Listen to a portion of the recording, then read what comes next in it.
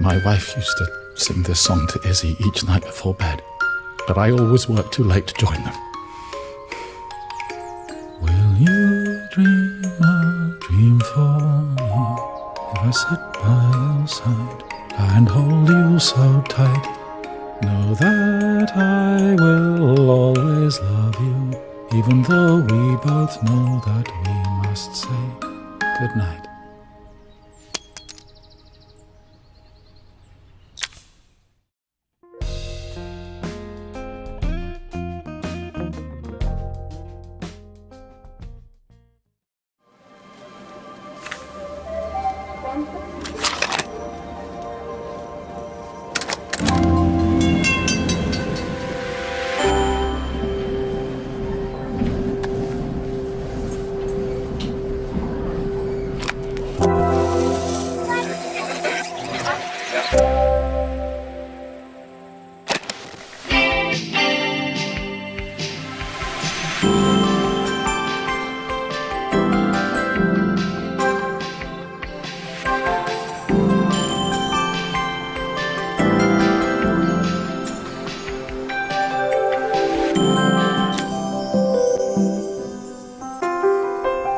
After a year on the road, I thought I'd get tired of traveling.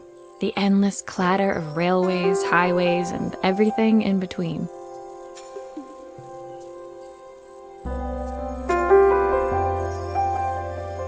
But as my train pulled into the station at 벨라리바, I felt every bit as excited as the first day of my journey. A whole year. It felt like a lifetime. The places I'd seen, the people I'd met, of course, the forgotten treasures I'd given a new lease of life along the way. I'm a restorer by trade. Bringing our most beloved possessions back to life is what I love to do. I'd been traveling for months, working my way from one town to the next, fixing everything from family heirlooms to VCRs. 벨라리바 was my chance to take a break. Unfortunately, that would have to wait until after I'd unpacked.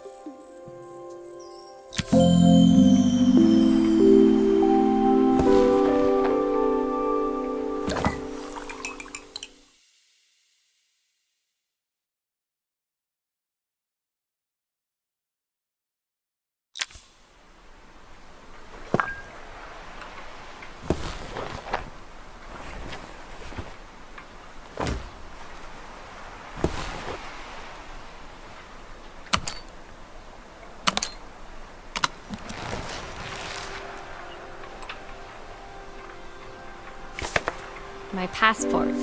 Not many blank pages left now.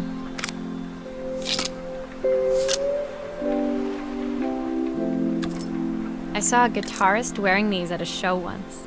Rock and roll repair woman, at your service.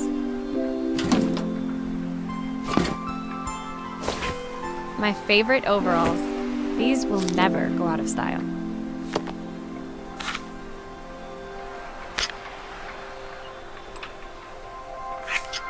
Looking forward to taking more close-ups of my fingers with this.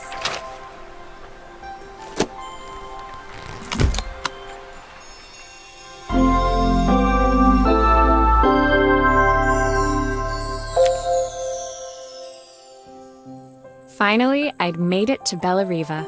I'd come for the food festival, taking place in a few days' time. After living off TV dinners and instant ramen for the last few months, I was craving a decent meal. Of course, I'd need to earn enough money to pay for it, so I figured I'd head out the next day and find some work. My parents never wanted me to go. They wanted me to stay in their shop and have a simple, stationary life. I knew there was a world out there, beyond the four walls of our antique store, that I had to be a part of. I daydreamed constantly about the weird and wonderful places each of our antiques came from. I loved figuring out their stories, revealing the memories hidden beneath the screws and wires. My story in 벨라리바 began with a little girl, and a voice she was longing to hear.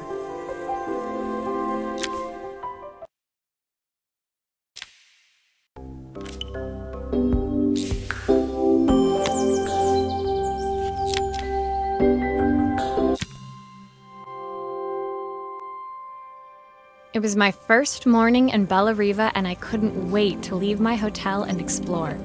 It was a quiet town, its streets and alleyways basking peacefully in the hot morning sun.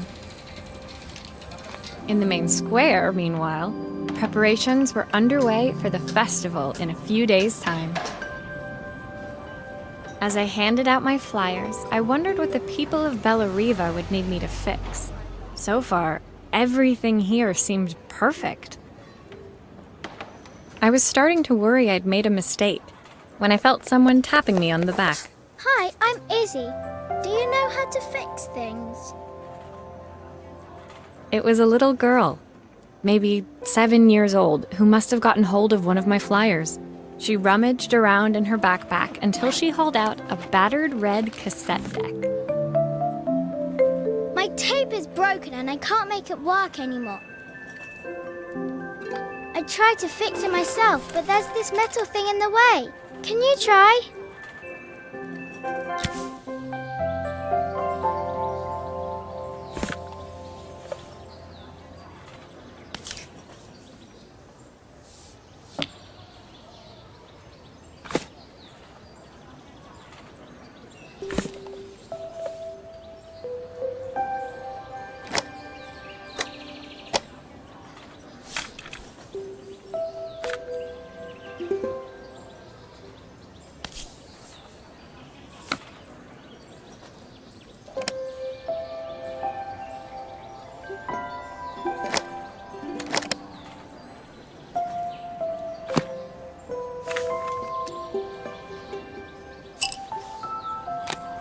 Why did you do that?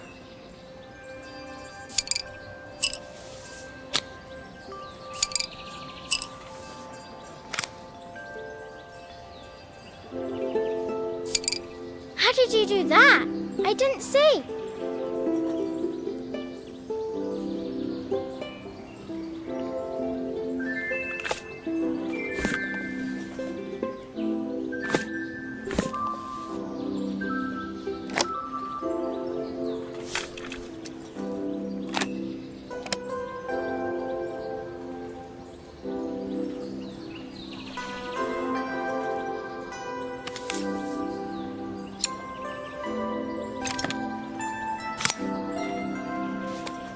Aha! Those batteries look like they need replacing. Luckily, I have some spares.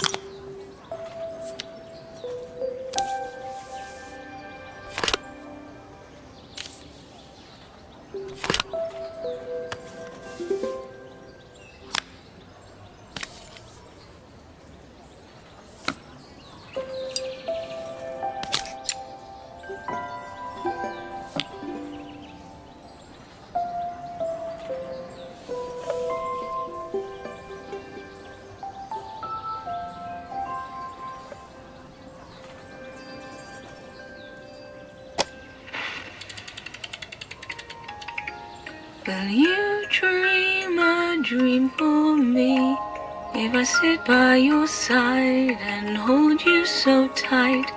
Know that I will always love you, even though we both know that we must say goodnight.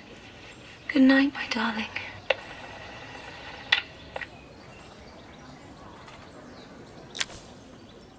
When it finished, Izzy picked up the tape deck and tucked it carefully into her backpack. Thanks, Maria. You're the best person at fixing things ever. No problem. Who was that singing? They're very good. It's my mum. She's not here anymore. Izzy trailed off. It was the kind of silence a cassette tape would never be enough to fill. When Izzy's friends called for her, she dug deep into her pockets, looking for something to pay me with. Eventually, she produced a grand total of a stick of gum, 3 mismatched buttons, and a yo-yo. I usually preferred a check, but Izzy looked so serious, I wrote out a full receipt. She seemed like a happy kid, but beneath it all, part of her life had been shattered. A part I wouldn't be able to fix.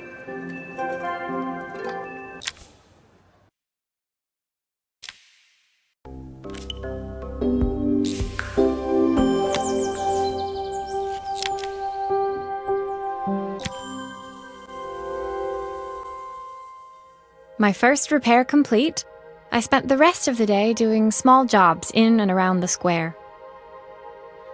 I was exhausted when I got back to my hotel and found a message asking me to make one more visit. The address led me to a quaint little house, a stone's throw from the beach. Bathed in the evening light, it looked beautiful, in spite of its flaking paintwork and chipped tiles. The front door was opened by a harried-looking man, still dressed from a long day at the office. Are you Maria? My name's Joseph. I'm Isabel's father. I'm so sorry she bothered you this morning. Please, come in. I'd like to settle up properly. On the mantelpiece, I saw the remains of a broken statue. Without thinking, I picked up a fragment. Ah, my father's statue. What's left of it, at least. Yet another way I'd have disappointed him. It survived 100 years in this family. But 5 minutes with Isabel and... Do you think you can salvage it?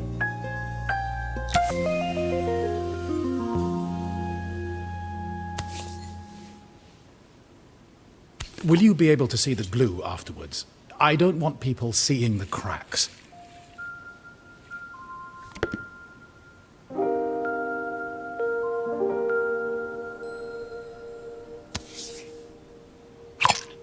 Is this glue really strong enough to hold everything together?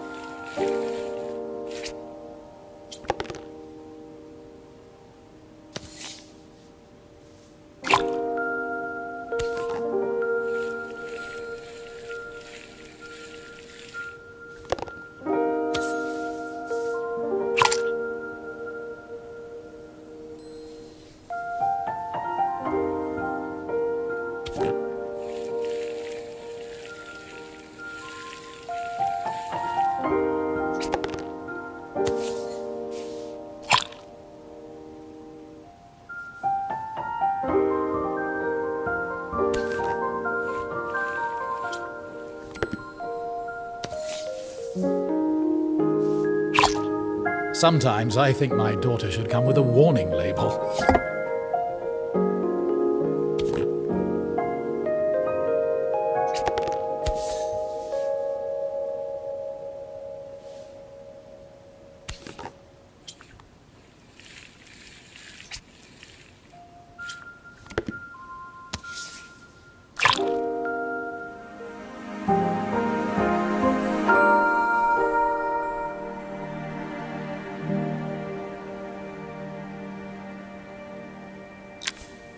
Thank you, Maria.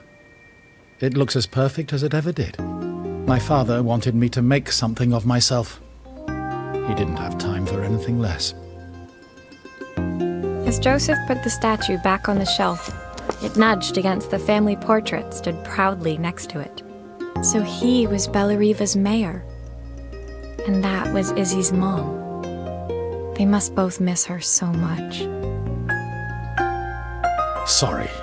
I'm a little tired. I've been working late getting things sorted for the festival. There's only a few days to go. Looks like I'll be working late. Again.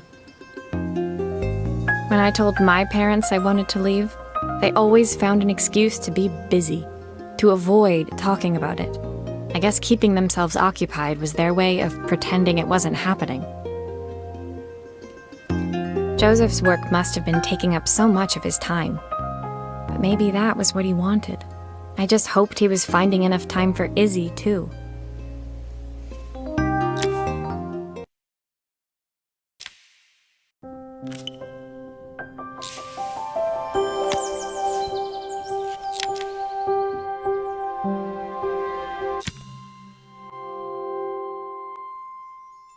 My second day in Bellariva dawned bright and clear. Another beautiful sunny morning. Walking into town, I passed cafes overflowing with customers cradling their morning coffees.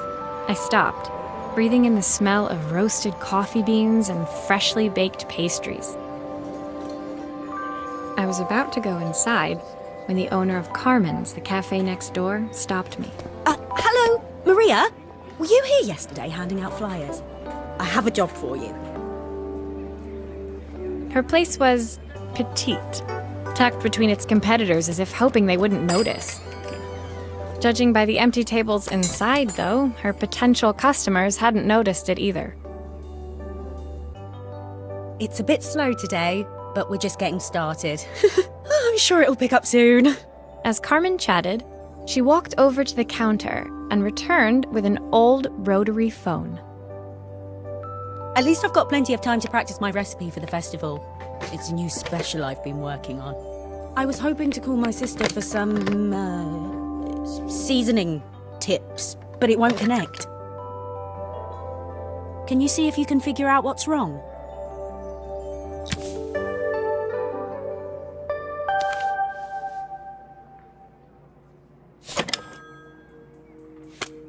You can fix it, can't you? I can't afford to replace it.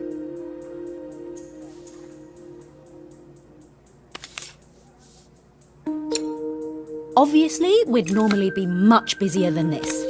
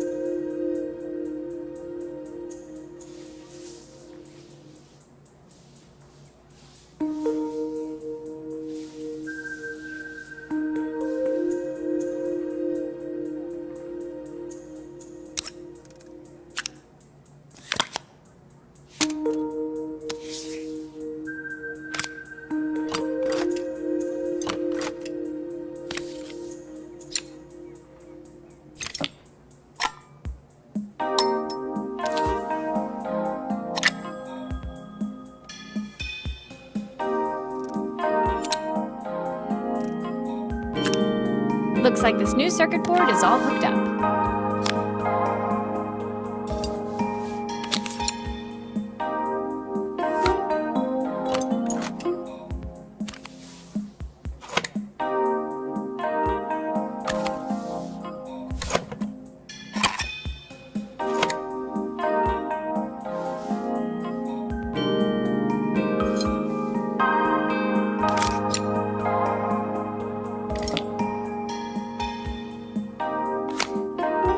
Something is still missing.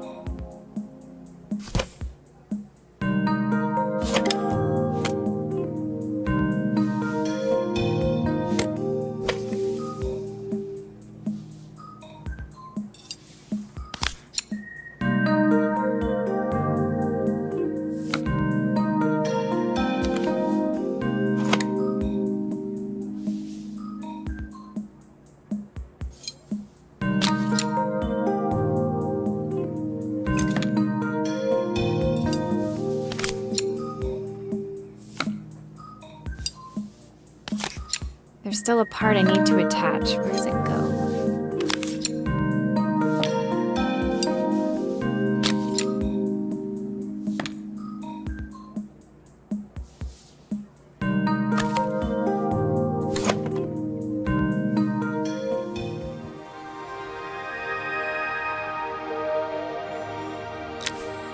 When I handed the phone back to Carmen, she seemed almost reluctant to take it from me. So it's all working now, is it? I don't have to leave it to dry or let it cool down? Nope, it's ready to go. It'll be ringing off the hook in no time. That's if I can pay my phone bill, anyway. and the rent, and the suppliers. Anyway, take a seat and I'll be right with you. Your coffee's on the house.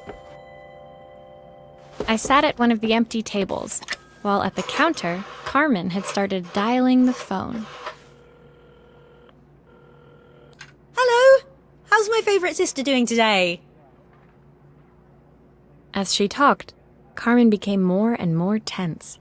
This didn't seem like a call for some cooking advice. I know I still owe you from last time, but I can't afford to take part in the festival if I don't pay. I could almost feel the eye roll at the other end of the line. You don't need to be here, though. Can't you just put the cheque in the post?